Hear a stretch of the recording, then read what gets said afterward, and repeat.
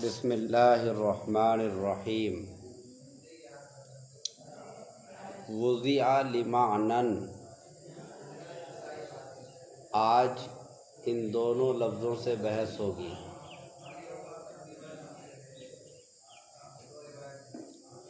وضع فعل ماضی مجہول کا صیغہ ہے،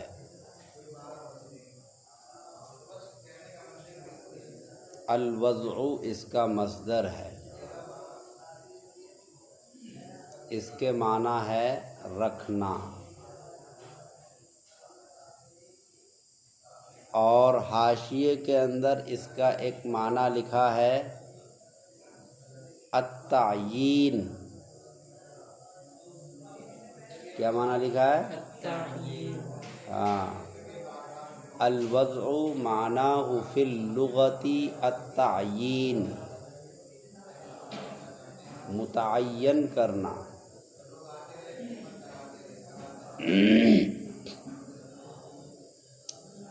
یہ تو اس کی لغوی تعریف ہوئی۔ اصطلاحی تعریف ہے تخصیص شیء بشیء بحیث متى اطلق او احس الشیء الاول فہم منہ الشیء الثانی۔ یہ اس کی اصطلاحی تعریف ہے۔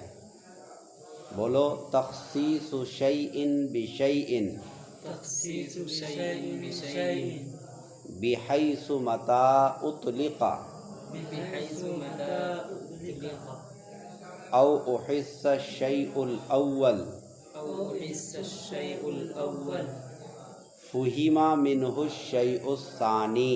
فہم منہ الشیء الثانی۔ ترجمہ اس کا ہے ایک شے کو دوسری شے کے ساتھ خاص کر دینا، اس حیثیت سے، بحیث اس حیثیت سے، متى اطلق کہ جب شیء اول بولی جائے، او احس الشیء الاول یا شیء اول محسوس کیا جائے،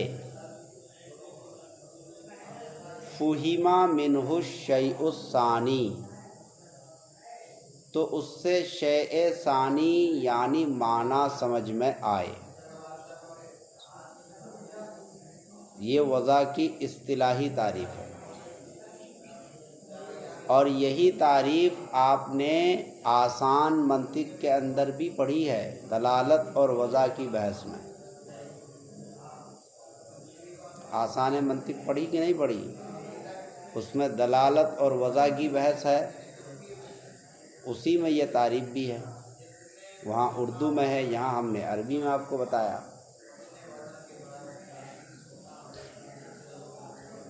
یہاں پر غور کرنے کی بات ہے کہ تعریف کے اندر دو لفظ ہیں، ایک احسا، ایک اطلقا۔ اطلقا کا مطلب جس کا اطلاق کیا جائے، جس کا تکلم کیا جائے۔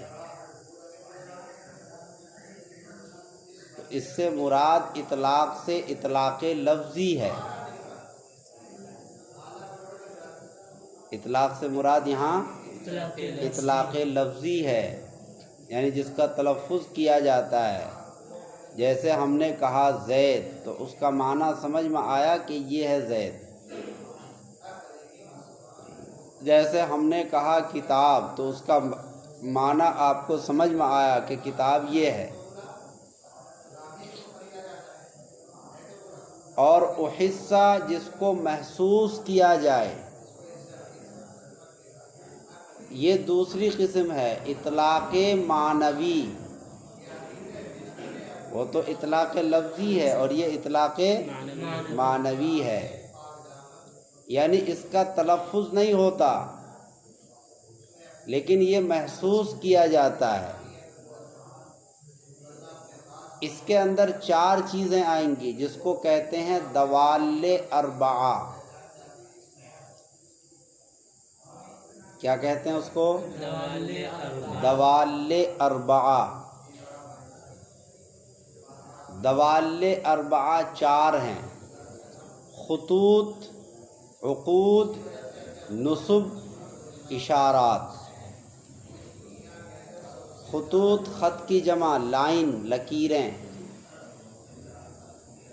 جیسے یہ لکیر ہے، لائن ہے. یہ لکیر بتلا رہی ہے کہ لکیر سے ادھر کتاب ہے، لکیر سے ادھر کتاب نہیں ہے. اس لکیر نے تلفظ نہیں کیا، اس کو ہم نے محسوس کیا. عقود عقد کی جمع، گرہیں. یہ ایسے ہم کرتے ہیں تو ہم منہ سے نہیں بولتے، صرف انگلی سے کرتے ہیں، اور ساتھ ساتھ یہ شمار بھی ہوتا ہے. تو یہ گنتیاں محسوس کی جا رہی، بولی نہیں جا رہی. نصب نصب کی جمع ہے. نصب کہتے ہیں اس پتھر کو جو روڈ کے کنارے پر گاڑ دیا جاتا ہے. نصب کے اصل معنی ہے گاڑنا، اور اس میں لکھ دیا جاتا ہے کہ مراد آباد اتنے کلومیٹر، ہاپوڑ اتنے کلومیٹر، پلکھوا اتنے کلومیٹر. اس کو کہا جاتا ہے نصب. وہ پتھر بھی بولتا نہیں ہے، ہم اس کو دیکھ کر محسوس کرتے ہیں. اس کو دیکھنے کے بعد پتہ چل جاتا ہے کہ یہاں سے پلکھوا کتنے کلومیٹر ہے. اور چوتھی چیز ہے اشارات. روڈ پر جگہ جگہ بورڈ لگا ہوتا ہے، اس میں اشارے ہوتے. تیر کا نشان، تیر کا نشان یہ بتا رہا ہوتا ہے کہ ہاپوڑ ادھر ہے، میرٹھ ادھر ہے، بلند شہر ادھر ہے. تیر کا نشان جدھر ہے اس کا مطلب وہ شہر ادھر ہے. تو اس تیر کے نشان نے، ایرو کا نشان جس کو بولتے ہیں، انگریزی میں اس کو کہتے ہیں ایرو. اس نشان نے ہمیں پتہ یہ بتایا کہ فلاں شہر فلاں جانب ہے. نشان نے کوئی تلفظ نہیں کیا، ہم نے اس کو دیکھ کر سمجھ لیا، محسوس کر لیا. تو تیر کا نشان شیء اول ہے. جس شہر کی طرف اشارہ کر رہا ہے وہ شیء ثانی ہے. ایسے ہی الفاظ کے اندر آپ نے لفظ بولا تو یہ شیء اول ہے، اور اس کا جو معنی ہے وہ شیء ثانی ہے. تو یہ کہنا چاہتے ہیں کہ ایک لفظ کو دوسرے لفظ کے ساتھ اس طرح خاص کر دیا جائے کہ جب وہ لفظ بولا جائے تو دوسری چیز یعنی اس کا معنی سمجھ میں آ جائے. اسی کو کہتے ہیں وضع. اسی کا نام کیا ہے؟ وضع.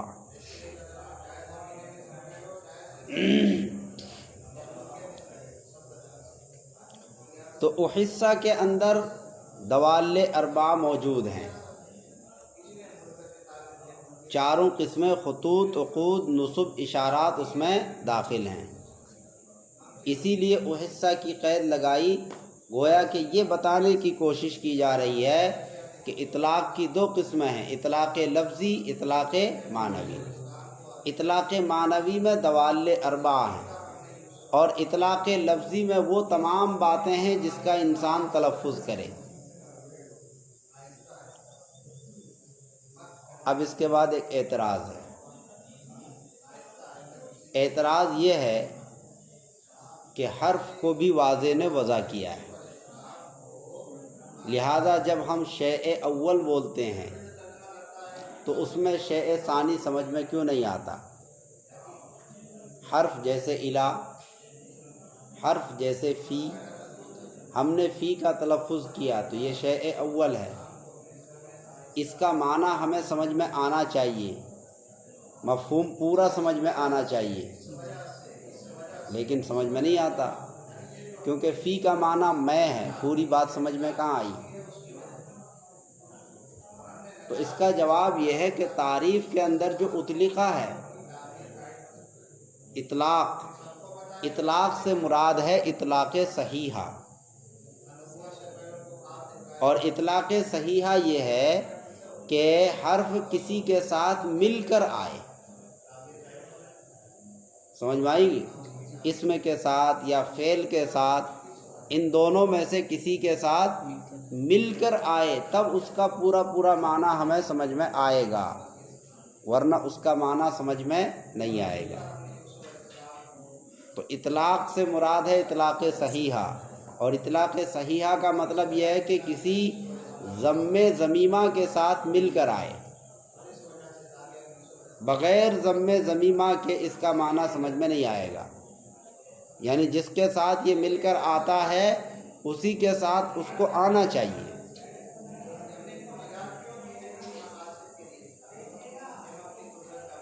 یہ وضع کی بحث پوری ہو گئی۔ جب مصنف نے وضع کہا تو اس سے وہ نکل گئے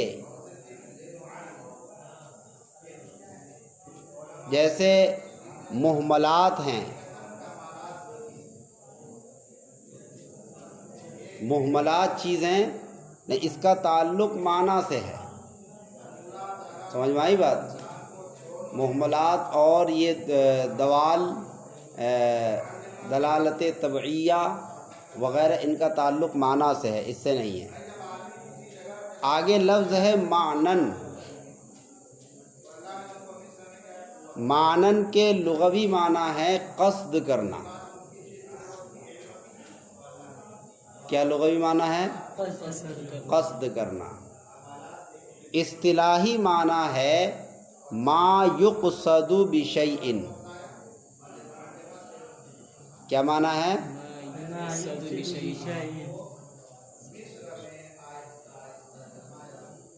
جس کے ذریعے کسی چیز کا قصد کیا جائے۔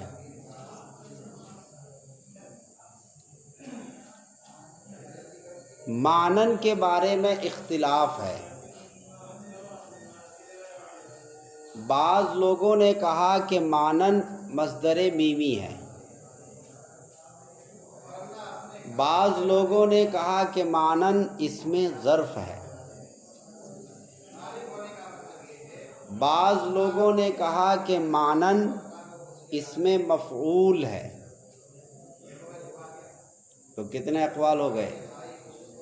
معنن کے سلسلے میں 3 اقوال ہو گئے، ایک مصدر، ایک ظرف اور ایک اسم مفعول۔ تینوں کو مراد لینا باطل ہے، البتہ اگر اس میں کچھ تعویل کی جائے تو تینوں مراد لے سکتے ہیں۔ تینوں مراد لینا باطل کیوں ہے؟ مصدر اس لیے نہیں لے سکتے کیونکہ اس کے معنی ہے قصد کرنا، تو یہاں قصد تو کرنا نہیں ہے، یہاں معنن میں قصد کرنا نہیں ہے۔ اور اگر ظرف مراد لیں تو ترجمہ ہوگا قصد کرنے کی جگہ، تو یہ قصد کرنے کی جگہ بھی نہیں ہے، یہاں تو تعریف کی جا رہی کلمہ کی۔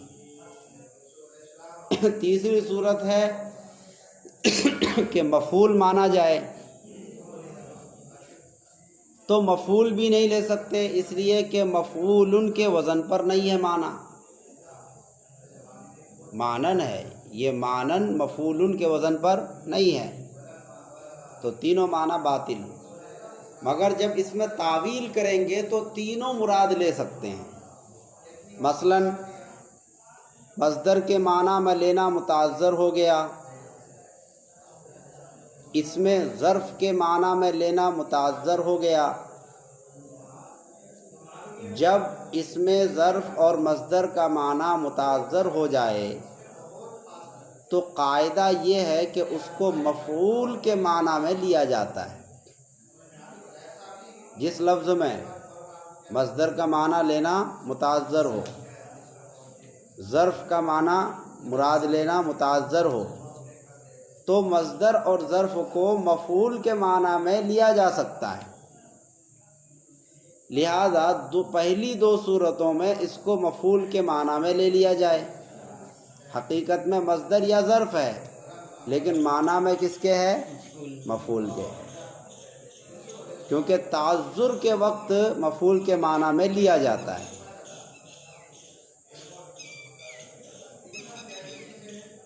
تیسری صورت جو ہے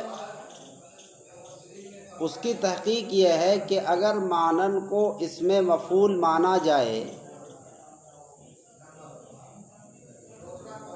تو اس میں تعویل ہوگی۔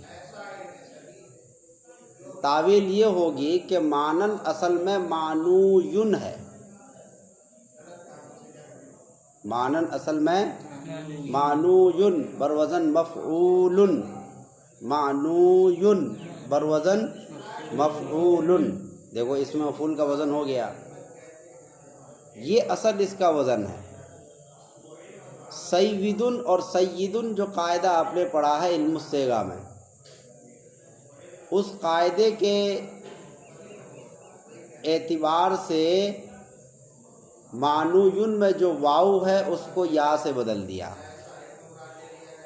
اور نون کے اوپر جو ضمہ ہے اس ضمے کو کسرے سے بدل دیا یا کی مناسبت سے، اب ہو گیا معنیون۔ کیا ہو گیا؟ واو کو یا سے بدلا، یا کا یا میں ادغام کیا اور ما قبل کے ضمے کو کسرے سے بدلا تو کیا ہوا؟ معنیون۔ اب انہوں نے کیا کیا کہ ایک یا کو خلاف قیاس حذف کر دیا، سمجھ میں آئی بات؟ اور یا سے پہلے جو کسرہ تھا اس کو فتحے سے بدل دیا، معنی نون کے نیچے کسرہ تھا اس کو کیا کر دیا؟ فتحے سے بدل دیا، تو اب کیا ہو گیا؟ معنین، سمجھ میں آئی؟ یا معنیون، تو یا متحرک ہے اس کا ما قبل مفتوح ہے، یا کو الف سے بدل دیا، اب کیا ہو گیا؟ معنان۔ کیا ہو گیا؟ اب الف ساکن ہے، نون بھی ساکن ہے، اجتماع ساکنین ہو گیا، الف کو گرا دیا تو کیا ہو گیا؟ معنن۔ اس طرح سے اس میں تعویل ہوئی ہے، سمجھ میں آئی بات؟ تو اگر تیسری صورت مراد لیں گے یعنی مفعول، اس میں مفعول اگر اس کو مان لیں تو پھر اس میں تعویل کرنی پڑے گی، اور تعویل کرنے کے بعد پھر اس کا مفعول کے وزن پر لینا صحیح ہو جائے گا۔ بات سمجھ میں آ گئی؟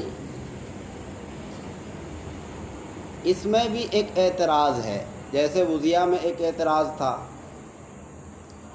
اعتراض یہ ہے کہ آپ نے ابھی پیچھے وضع کی تعریف میں کہا کہ جب شیء اول بولی جائے تو شیء ثانی یعنی معنی سمجھ میں آ جائے۔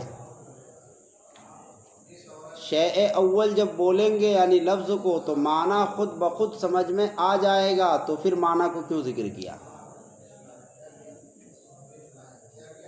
شیء اول جب ہم یعنی لفظ بولیں گے تو معنی ہمیں خود بخود سمجھ میں آ جائے گا، تو اب معنی کو ذکر کرنے کی ضرورت نہیں، وہ تو خود ہی سمجھ میں آ رہا ہے۔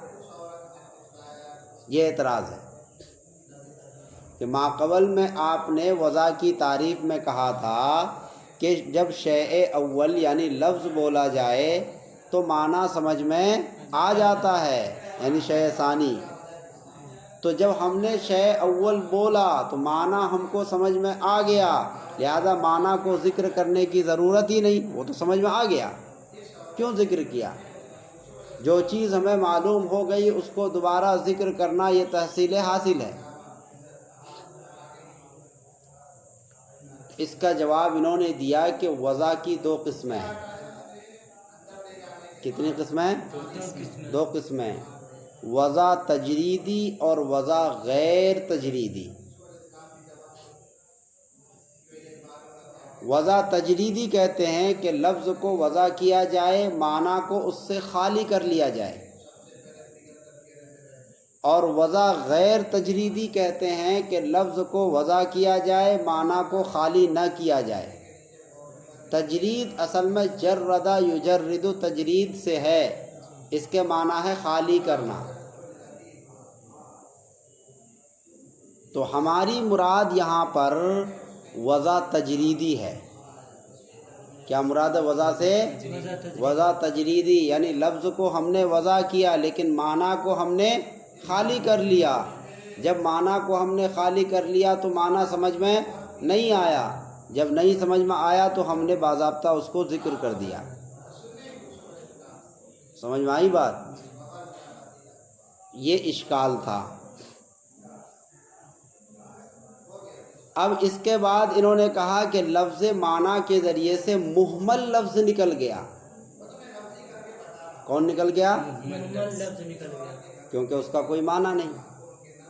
ہر وہ لفظ اس سے خارج ہو جائے گا جس کا کوئی معنی نہیں، لہذا مہمل بھی ہے، اس کا کوئی، جیسے آپ نے کہا پانی، یہ تو لفظ ہے، آپ نے کہا وانی، یہ مہمل ہے، لہذا اس کا کوئی معنی نہیں۔